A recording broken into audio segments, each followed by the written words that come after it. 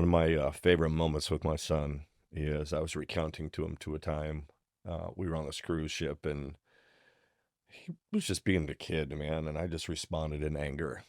And I've thought about that moment so often in my life, amongst other moments.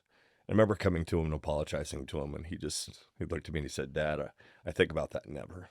Man, You were, by the sound of it, you were so out of line. man, I was so out of line for so many years, dealing with my own stuff. And this is why I think God is miraculous. Most people don't have the benefit of sitting here in an interview with their child and recounting all the terrible ways that they were a dad. And then as soon as we're done, I get to give them this massive hug and tell them how proud I am and just to be loving with each other, Mm-hmm. you know?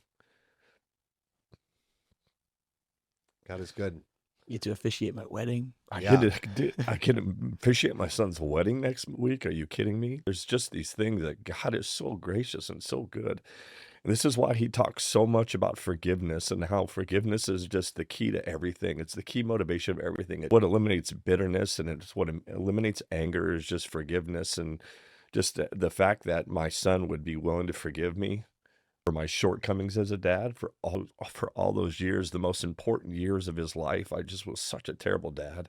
And it's just so beautiful now just to sit here on this side of things and then to get to watch your son just be a killer. Just take all this pain and all this hurt and be, as we talk about, be a pipe hitter for Jesus. Well, to be able to